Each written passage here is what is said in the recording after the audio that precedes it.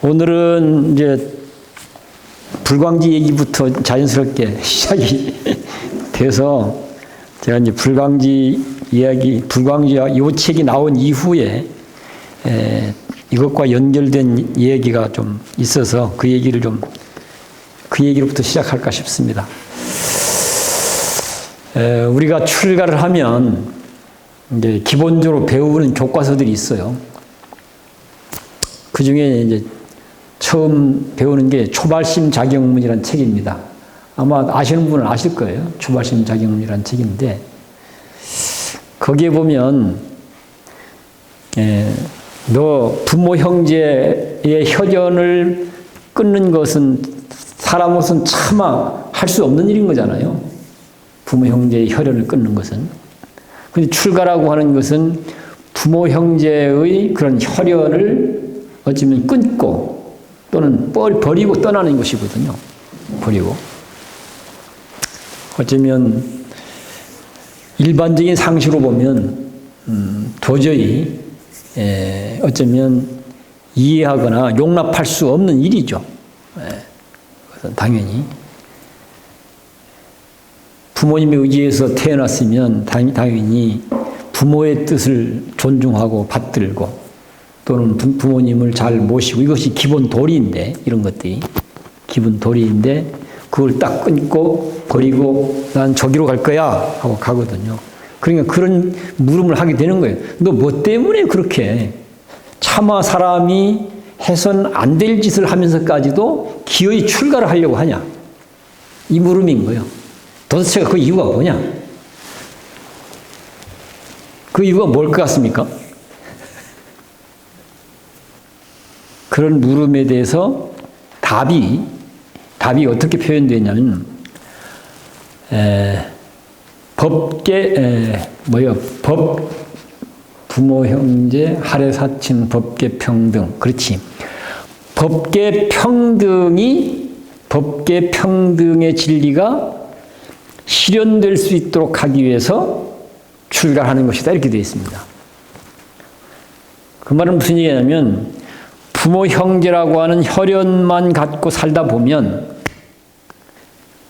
모두가 평등하게 인정받고 존중받고 평등하게 평화롭고 행복하게 살고 싶어하는 게 모든 사람의 공통적 바람인데 부모 형제라는 울타리에 같이 살다 보면 그런 정신과는 관계없이 나만을 위해서 또는 내 식구들만을 위해서 우리 집안만을 위해서 이게 좀 확대되면 뭐 우리 종교만을 위해서 또는 우리 나라만을 위해서 우리 민족만을 위해서 등등등 이렇게 삶을 다루게 되기 때문에 그렇게 하는 한은 모두가 평등하게 평화롭게 행복하게 살고 싶은데 그런 삶이 이루어지는 것이 불가능하다. 그렇기 때문에 현실적으로는 대단히 참 어쩌면 차마 할 수 없는 일을 할 수도 있고 마음이 아픈 일을 할 수도 있고 죄송스러운 일을 할 수도 있고 그렇지만 우리 모두가 갖고 있는 그런 염원들을 실현하기 위해서 나는 내 인생의 열정을 그걸 위해서는 불살라 보겠다. 어떻습니까? 이런 정도면 출가하는 거 허용하겠습니까? 어떠세요? 법계 평등의 정신을 이 세상에 구현하기 위해서 그러기 위해서 나는 개인적인 입장을 포기하고 저 길을 갑니다. 지금 그런 일이거든요.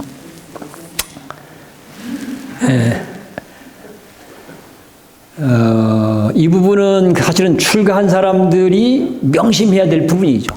사실은 이 부분은.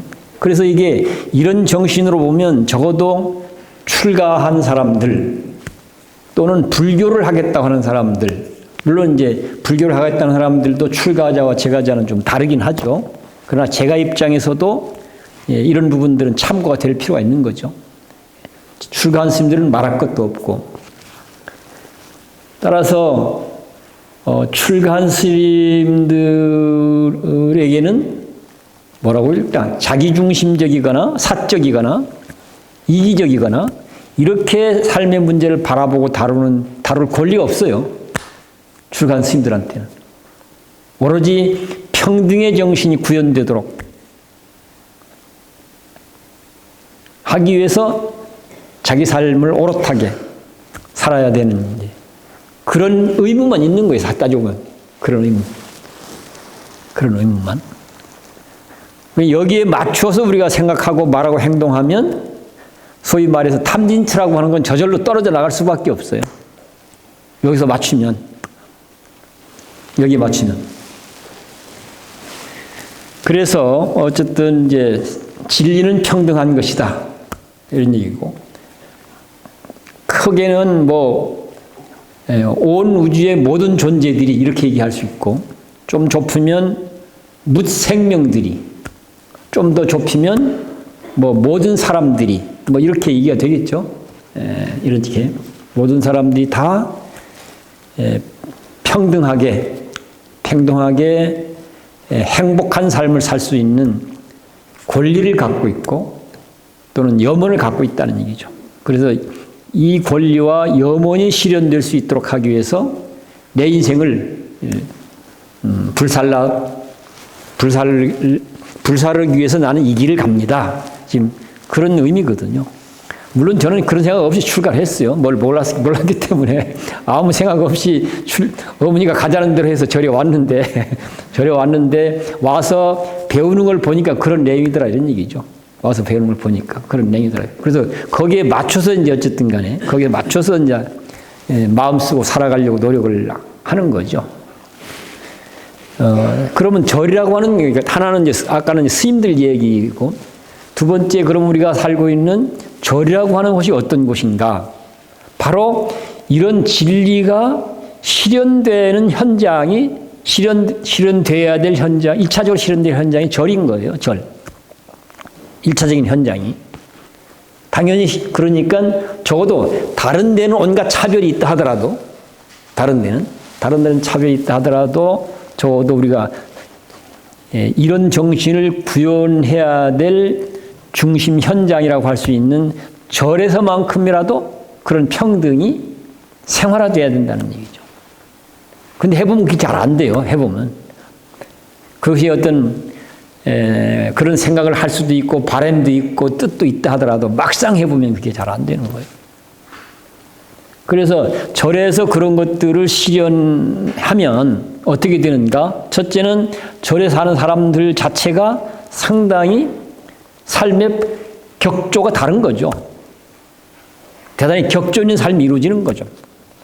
어쩌면 아름다운 삶이, 멋있는 삶이, 품이 있는 삶이. 자, 아름답고 멋있고 품이 있는 삶을 살면 그걸 바라보는 사람들은 무슨 생각이 들까요? 무슨 생각이 들겠습니까? 이야, 좋다. 참 부럽다. 나도 저렇게 살고, 이렇게 안 가겠습니까? 그렇죠? 예. 저도 절은 그런 곳이 돼야 된다는 얘기죠. 아마 우리가 그런 절을 만들어내면, 우리가 그렇게 살고 그런 절을 만들어내면 1차적으로 누가 이걸 많이 보겠습니까? 주변 마을 이웃들이죠. 그렇죠? 그럼 주변 마을 이웃들이 우리를 바라보면서 무슨 생각을 할까요? 참 좋다. 참 부럽다. 나도 저렇게 살고 싶다. 물론 이것도 있겠지만 거기에 더 보태질 게 있을 것 같아요. 뭐가 있겠어요? 야, 우리 이웃에 저렇게 멋있게 사는 사람들이 있어서 참 좋고 고맙다. 저런 절이 있어서 참 반갑고 고맙다. 이러지 않겠습니까?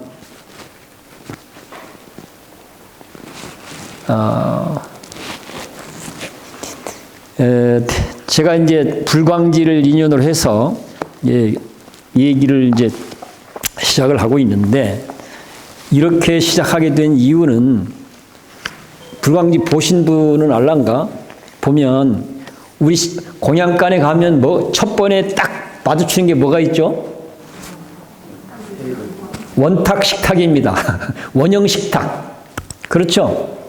원형 식탁. 딱 가면 직접 부닥치는 게 원형 식탁이에요. 원형 식탁을 왜 만들었을 것 같습니까? 바로 평등의 정신을 형상화한 거예요. 평등의 정신이 적어도 우리 절에서 좀 생활화되도록 해보자. 그렇게 해서 이제 사실은 원형 식탁을 상징적으로라도 만든 거죠. 잘 모르겠지만 그 원형 식탁이 만들어져서 나타나는 변화의 현상이 뭐라고 생각하십니까? 변화의 현상이? 평등하고 연결시켜서 생각해 보면 뭐가 있을 것 같습니까?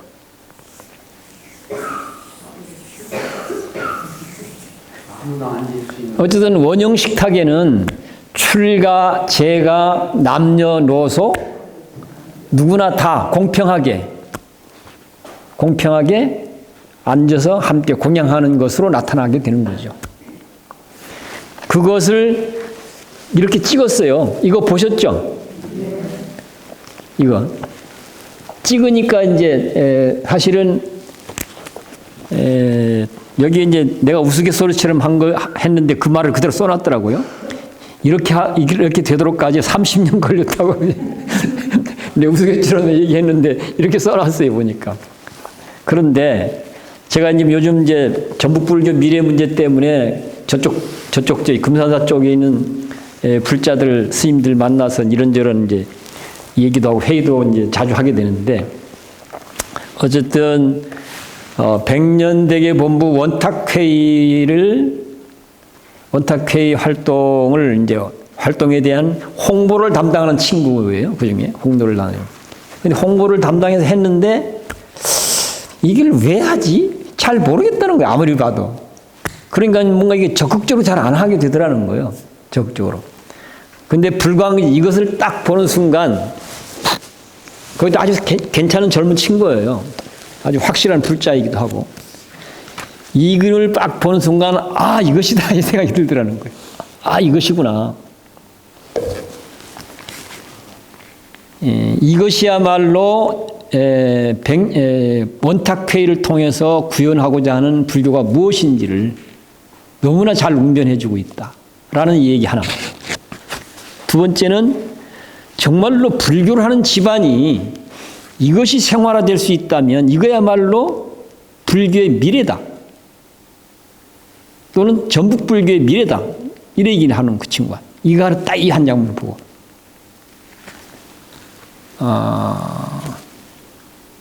그러니까 그런 그 친구가 뭐 젊다 하더라도 지금 뭐 30대, 40대, 40 전후한 세대들이니까 그러니까 뭔가 불교에 대한 그런 관심과 애정을 가진 그런 친구들이 갖고 있는 그런 바람,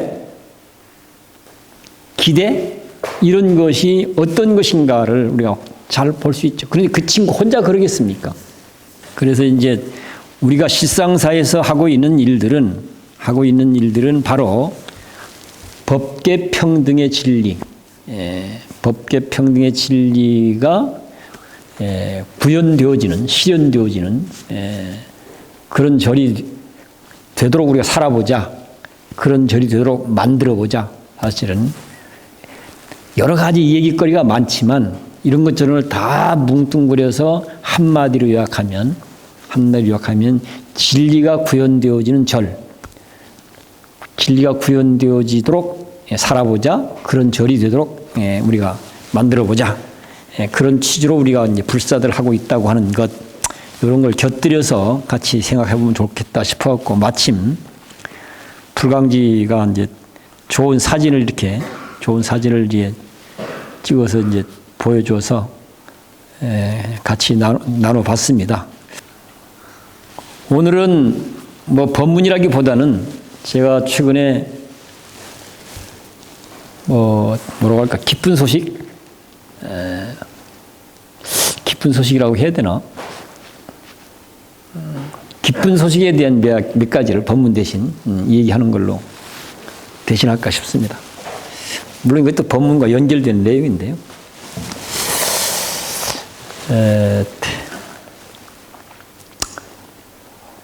이 불교에서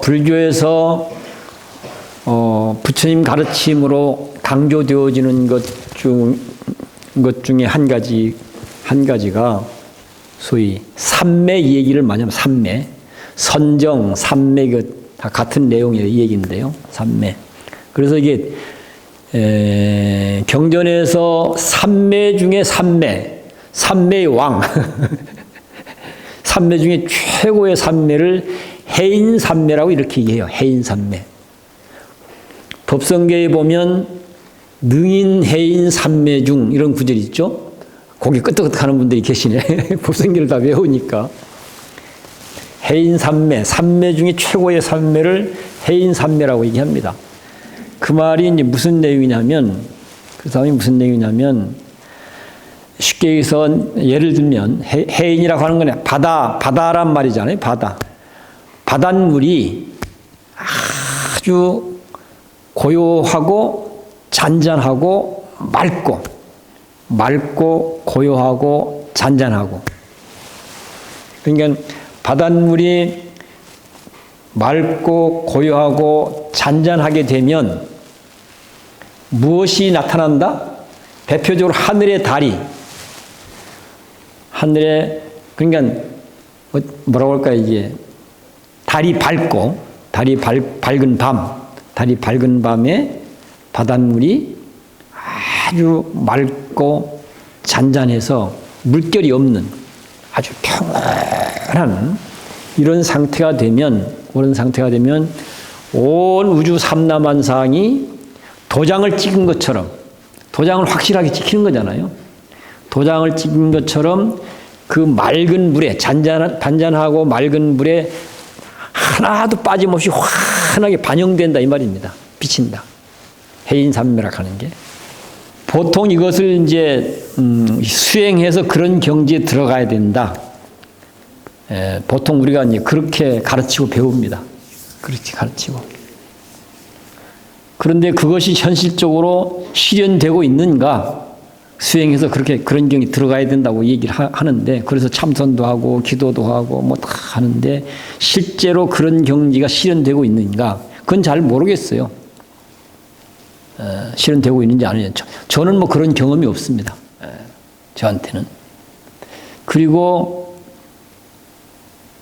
나만 그런 것이 아니라 다른 스님들이나 이렇게 얘기해봐도 그런 내용이 자기 경지로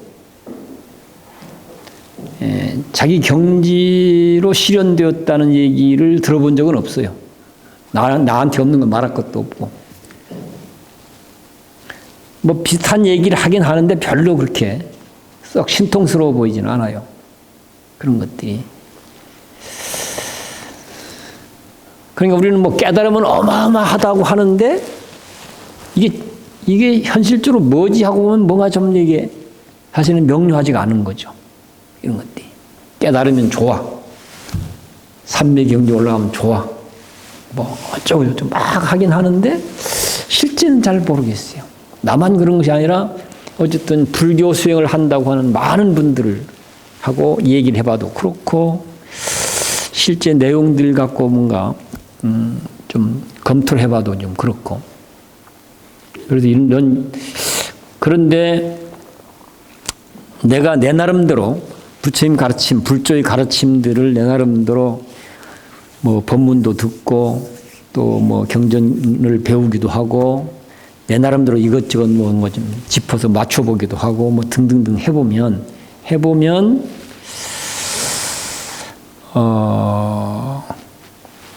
그 삼매라고 하는 것이 경전에서 해인삼매라고 하는 것이 누가 수행해서 실현하는 그런 어떤 내용이 아니고 이런 말이죠. 우주의 실상 또는 뭐 생명의 실상 이런 말 들어보셨죠? 우주의 실상, 생명의 실상 또는 뭐 나의 실상 뭐 이런 그러니까 존재의 실상 이런 것들이죠. 그러니까 어쩌면 실상, 있는 그대로의 참 모습, 인간이라고 하는 것이 어떤 존재일까? 나는 어떤 존재일까? 세상은 어떤 판일까?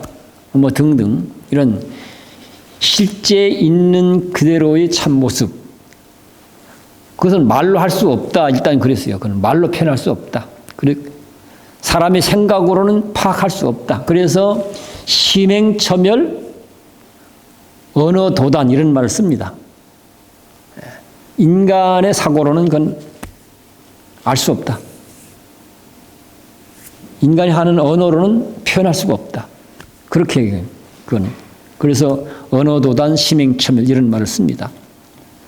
그건 말로 할 수 없다. 사람의 사고방식으로는 닿을 수가 없다.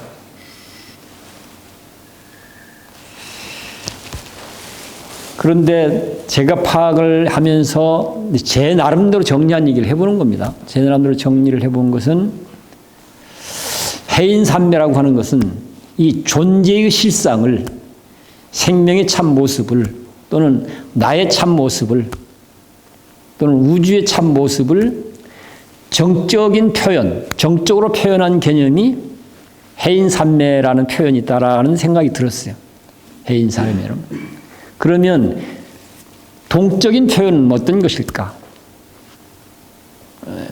동적인 표현을 찾자면 아마 법성계의 법성원융 이런 개념이 동적인 표현이라는 생각이 들어요.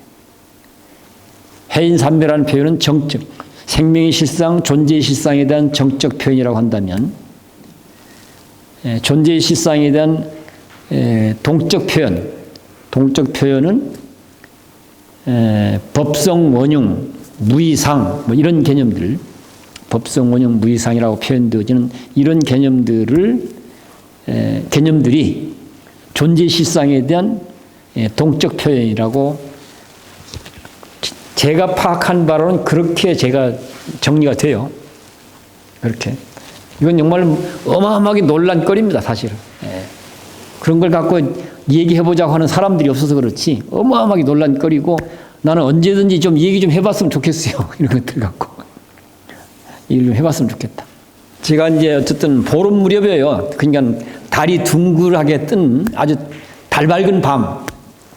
며칠 전에 달 밝은 밤이었어요. 근데 자다가 한 12시쯤 깼어요. 요즘 잘 깨요. 수시로. 한 두세 번 깨는 것 같아. 두세 번. 한 12시쯤 깼어요. 12시. 12시쯤 깼는데 정말 달 밝은 밤이에요. 달 밝은 밤에. 그래서 몸이 굉장히 무겁고 힘든 느낌이었으면 아마 다시 그냥 들어놓아서 잤을 텐데 그런대로 몸 상태가 기분이 괜찮아서 창문을 열고 나왔어요. 창문을 열고서 어슬렁 이제 도량을 이렇게 배회하다가 이제 목탑지에 이제 올라가서 거기서 또 어슬렁 배회를 했어요. 어슬렁 배회하면서 이제 하늘도 보고 뭐 동서남북도 보고 또 개울 건너 마을 쪽도 쳐다보고 또 내 발바닥인 목탑지도 이렇게 보고 이렇게 두루두루 봐보니까 아, 해인산매란 말이 이런 걸 말하는구나 하는 생각이 들었어요. 해인산매란 말이 실상은 이런 것이구나. 실상은. 그걸 뭐 우주의 실상이라고 하든지 생명의 실상이라고 하든지 존재의 실상이라고 하든지 나의 실상이라고 하든지 그 판에서 나라고 좁히면 나의 실상인 거예요. 그 판 전체를 놓고 보면 우주의 실상이라는 말로 하기도 하고 그 판을 통틀어 보면 또 생명을 중심에 놓으면 생명의 실상이라는 말로 표현될 수도 있고 큰 것은 큰 것의 실상, 작은 것의 실상 이것의 실상, 저것의 실상, 너의 실상, 나의 실상 하늘의 실상, 땅의 실상 동쪽의 실상, 남쪽의 실상, 북쪽의 실상, 마을의 실상 그럼 뭐로 해도 다 같아서 한마디로 해서 뭐라고 표현할까요? 이 상황을 우리가 지금 미혹의 문명을 넘어 깨달음의 문명이라는 얘기를 하고 있는데, 깨달음의 문명을 뭐라고 표현하고 있죠? 어떻게 설명하고 있어요, 우리가? 오늘 독송했는데, 깨달음의 문명. 빛난다, 빛난다, 빛난다, 이게 돼 있잖아요. 너도 빛난다, 나도 빛난다. 그렇지 않습니까? 남자도 빛난다, 여자도 빛난다. 늙음도 빛난다, 젊음도 빛난다. 삶도 빛난다, 죽음도 빛난다. 그 실상 속에는 지금 이제 삶이냐 죽음이냐 뭐 이런 것들은 포착이 안 돼서 그런데 그 현장에서 아마 내가 볼 적에는 다 거기 있다고 봐요. 내 눈에 띈 것만 갖고 얘기하는 거니까. 그러니까 평등의 진리가 온전하게 구현된 상태. 그래서 누구도 차별이 없어요. 다 빛나는 거예요. 다. 마을에 집집마다도 불이 밝혀져 있잖아요. 마을도 너무 아름다운 거예요. 너무 멋있고 좋고. 하늘을 봐도 좋고, 땅을 봐도 좋고, 왼쪽을 봐도 좋고, 오른쪽을 봐도 좋고, 나를 봐도 좋고, 목탑지에 주춧들을 봐도 좋고, 다 그야말로 이걸 뭐라고 표현할 수 있을까? 만약에 세계의 실상이 이런 것이구나, 나의 실상이 이런 것이구나, 생명의 실상이 이런 것이구나, 존재의 실상이 이런 것이구나 하는 이 사실을 내가 어쩌면 이해하고 공감하고 그리고 확신하고, 근데 그것이 그 순간만이 그러겠어요? 내가 포착을 못했을 뿐이지. 그 순간은 내가 포착한 순간일 뿐인 거잖아요. 사실 늘 그러고 있는 거예요. 늘 따지고 보면 곳곳에서 다 밤낮 없이 사실은 그렇게 다 빛나고 있단 말이죠. 이쪽으로나 저쪽으로나 너를 대상으로 나를 대상으로 다 이 사실을 그 순간에 포착을 하고 하듯이 일상 속에서 이렇게 펼쳐지고 있다는 것을 일상 속에 늘 내가 포착을 하고 것이 삶이 되어진다면 그 삶이 어떤 삶이겠습니까?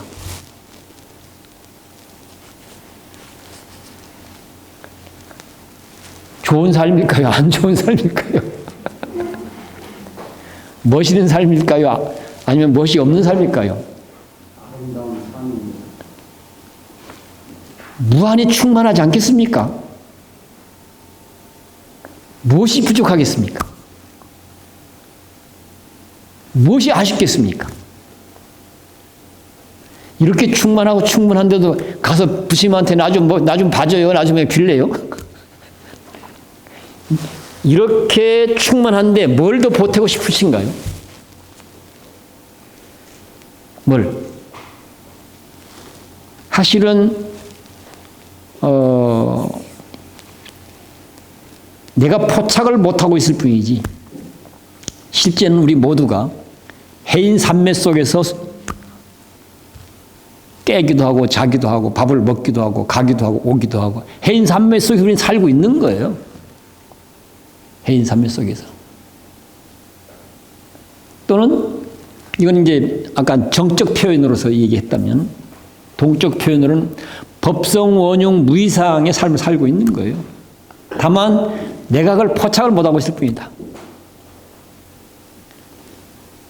이걸 포착해서 그렇구나 하는 걸 불교적 언어로 바꾸면 무슨 말일 것 같습니까? 저는 그걸 깨달음이라고 얘기합니다. 그걸 깨달음이라고 얘기한다. 모르니까 어떻게 되는 거예요? 소를 타고 있으면서 소를 찾는 꼴인 거잖아요. 그렇죠? 모르니까. 알기만 하면, 소 탄 줄 알기만 하면 판이 달라지는 거잖아요. 소 탄 줄 모르면 소 찾아서 헤맬 수밖에 없는 건데, 소 탄 줄 알기만 하면 자기 마음대로 소를 부리고 살면 돼요. 놀고 싶으면 뭐 놀고, 일하고 싶으면 일하고. 이런 내용을 뭐 임재선사는 수처 작추 입처 개진 이렇게 얘기하고 있죠. 솥한 줄 알고 주체적으로 삶을 살면 뭘 하든 그 삶은 멋있는 삶이다. 뭘 하든 그 삶은 자유로운 삶이다. 당당한 삶이다. 이렇게 얘기하고 있잖아요.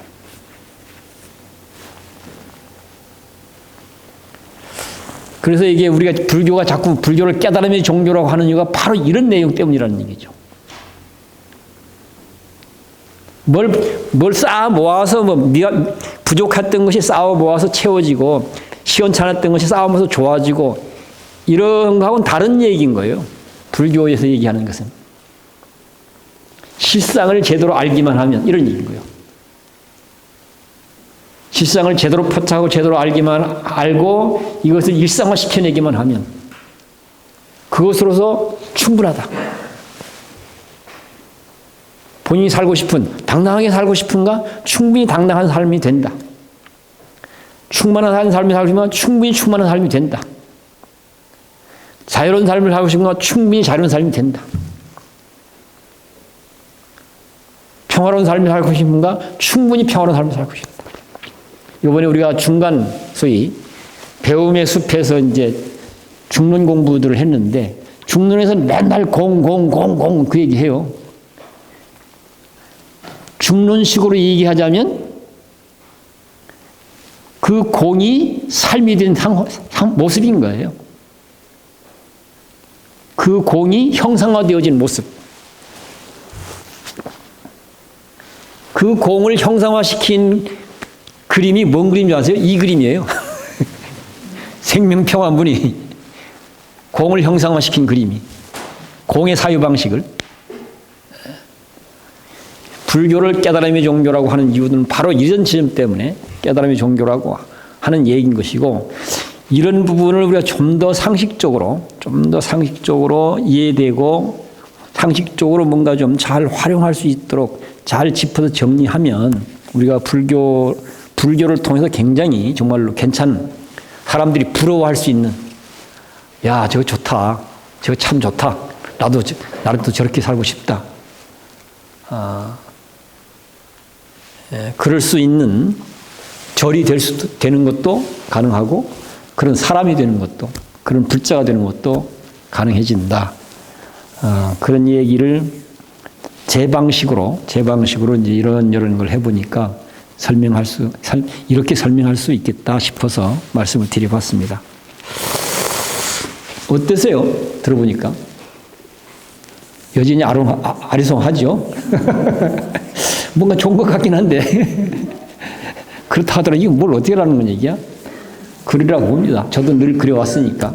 그러나 조금 더 우리가 찬찬하게 생각을 해보면 아마 상당히 음미하고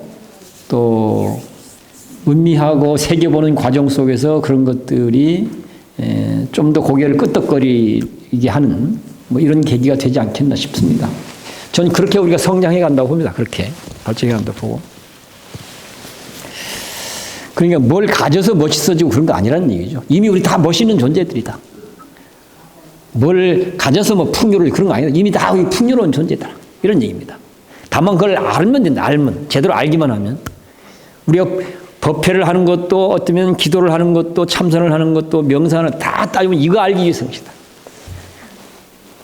이거 알기 위해서. 이거 알면 뭐 그것으로 충분하다. 이런 얘기죠.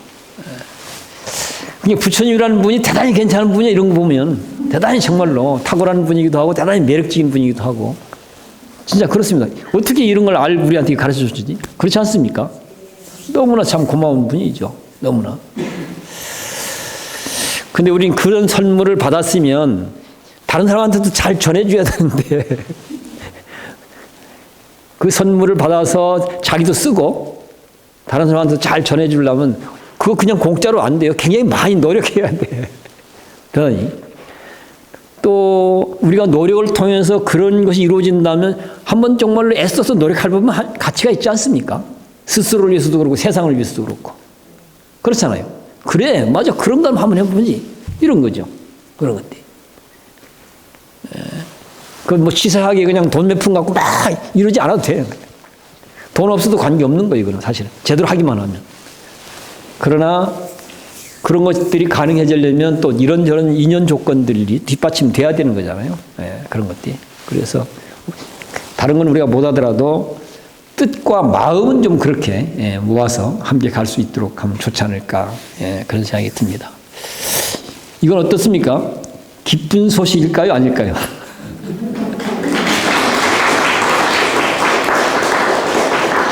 당연히 기쁜 소식이죠. 한순간이라 하더라도. 그렇지 않습니까? 이런 경험을 이해하는데 도움이 되도록 한 예를 말씀드리고 다음 일로 넘어가는 게 좋겠다는 생각이 드네요. 얘기하다 보니까. 번개 치는 건 많이 경험하죠. 캄캄한 밤중인데 우리가 이 방 안에 있어요. 캄캄하니까 아무도 몰라. 누가 있는지도 모르고 무엇이 있는지도 모르고 그렇잖아요. 그런데 번개가 번쩍 쳤다. 그 순간 우리는 이 방에 있는 게 보이죠. 그런데 순간적으로 탁 번개를 쳤고 그래서 우리는 탁 봤어. 그런데 금방 다음은 뭐예요? 그 다음은 다시 캄캄이지. 자, 번개를 번쩍 하기 이전에 우리 캄캄한 밤중하고 번쩍 친 다음에 캄캄한 밤중하고 같아요, 달라요?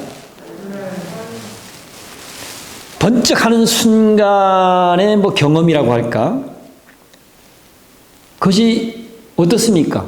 별것이 아닐까요? 이거 사실 굉장한 거예요. 번쩍한 경험이 없으면 사실은 캄캄하죠. 어떻게 해볼 수도 없고, 그렇죠. 어떻게 하려고 하면 다 부닥치고 깨지고 엎어지고 뒤집어지고 뭐 이런 판이니까 되는 거니까.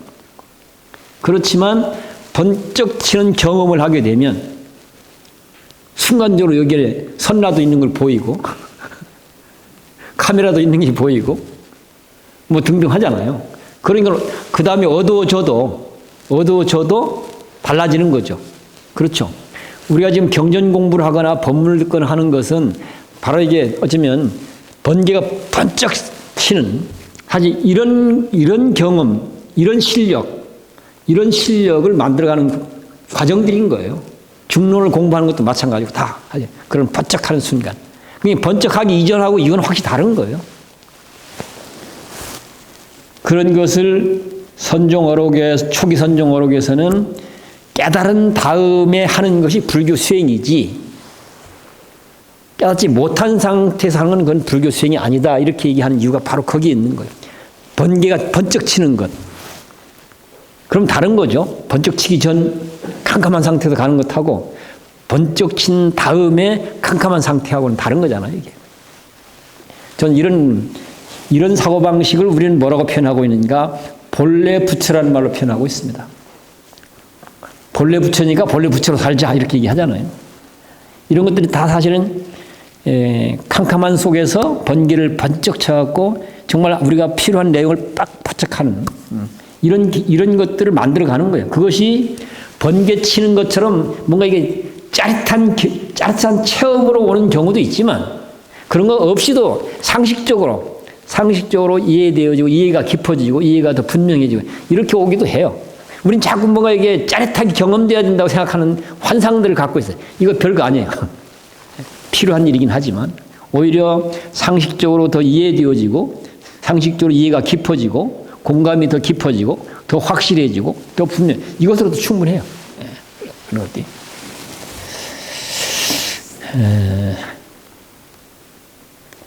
그래서 우리가 이제 부처님의 말씀들이 너무 어렵게만 생각하는 이런 부분들에 사로잡히지 않았으면 좋겠다.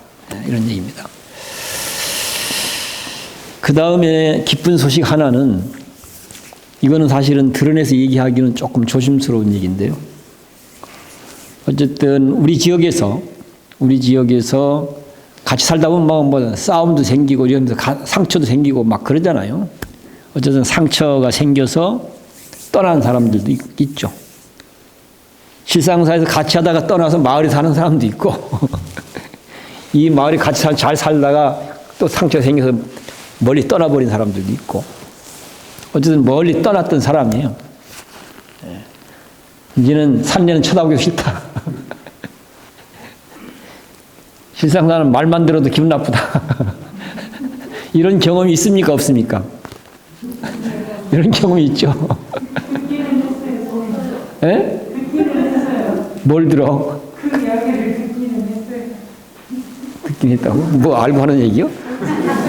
그런 얘기를 들어본 적 있다? 예. 하여튼 그런 경우도 있는 거잖아요. 근데 그런 사람이죠. 그런 사람. 그렇다고 여기 와서 살겠다는 사람 사는 건 아니에요. 아닌데, 그 상처 때문에 떠났는데, 이 상처를, 정면으로 마주서서 풀고 정리해야 되겠다. 곰곰이 생각해 보니까 그런 생각이 들더라는 거예요.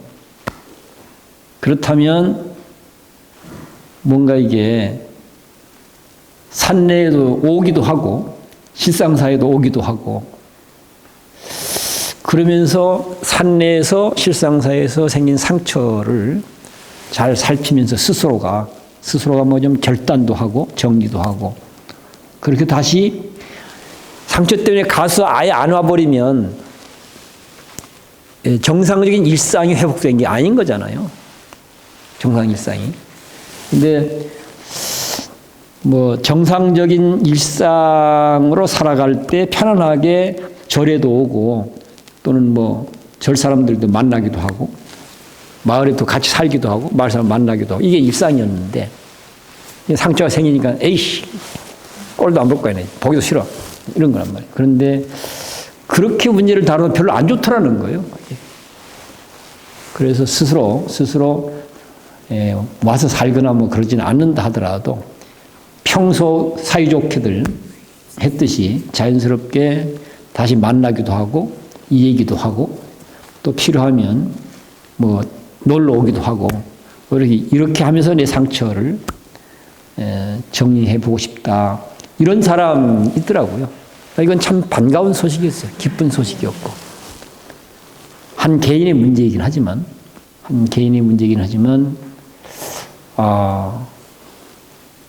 스스로의 삶을 이렇게 풀어가고 이렇게 만들어가는 그렇게 풀고 그렇게 만들어갈 수 있다고 한다면 이건 정말 좋은 일이기도 하고 참 훌륭한 일이기도 하다 이런 생각이 들어서 이것도 참 기쁜 소식이라는 생각이 들어서 얘기를 해보고요. 또 한 가지는 우리가 지금 만일결사 얘기하고 있잖아요. 보니까 만일결사 얘기하는데 우리만 있는 게 아니더라고요. 이게 뭔 현상일까? 뭔 현상일까? 만일결사 얘기하면 보통 다 미쳤다고 얘기하거든요. 30년 세월을 뭐 기도한다니까 사람들이 그렇지 않겠어요? 그러니까 그런 얘기를 감히 못하는 거죠. 지금 정토가 만일결사 한다고 했는데 그거 아는 사람 별로 없어요. 자기들끼리 하면서 그거 키워낸 거예요. 법륜 스님 혼자 하면서 키워낸 거예요. 그런 것들이. 그러니까 아마 천일기도만 어이구 무슨 천일을 세월호 천일기도 한다고 할 적에 곳곳에서 그 얘기를 했어요. 그런데 나중에 얘기 들어보니까 그 가족들 자기들은 한 서너 달 왕하면 정리될 줄 알았대요.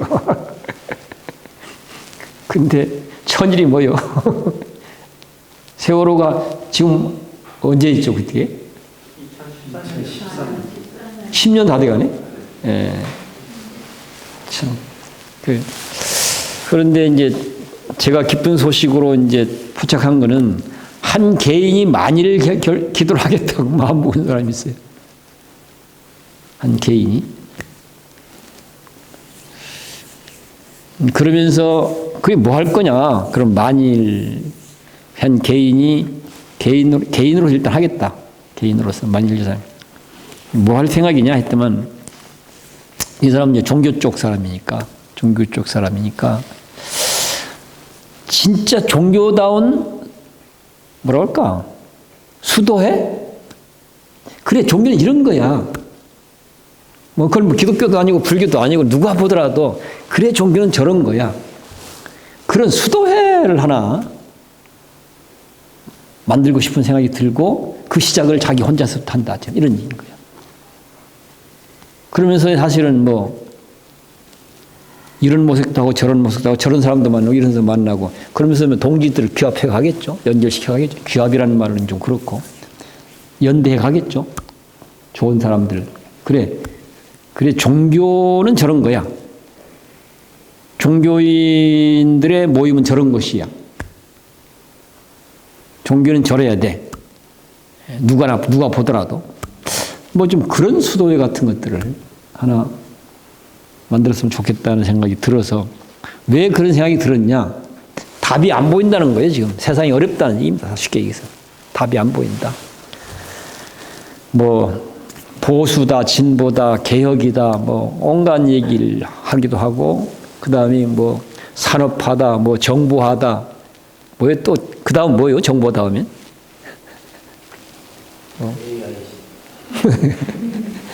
뭐, 등등등, 온갖 뭐 새로운 개념들이 막 만들어지잖아요. 뭐 생명평화운동이다 뭐다 하고 하는데 잘 길이 안 보인다는 거예요. 그래서 부처님이 선정주의 해서 비상처 선정에도 올라가 보고 고행주의 수행한다고 해서 다 해보고 했는데 안 되니까 백지 상태에서 이런 거죠.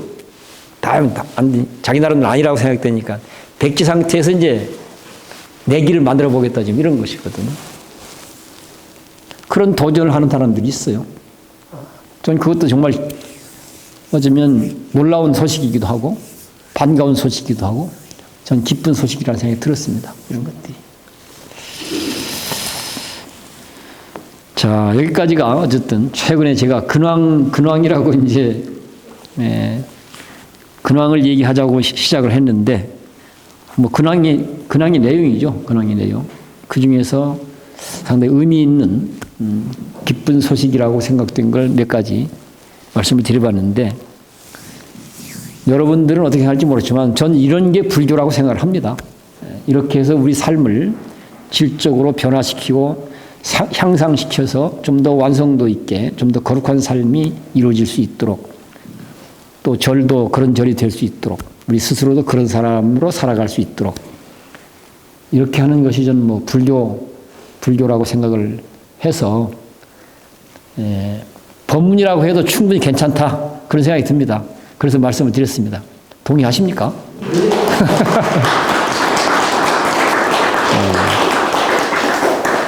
법문이라고 인정해 주신다니까 고맙습니다. 제 얘기는 오늘은 여기까지 정리하고 다음 우리 회장님이 진행하시죠.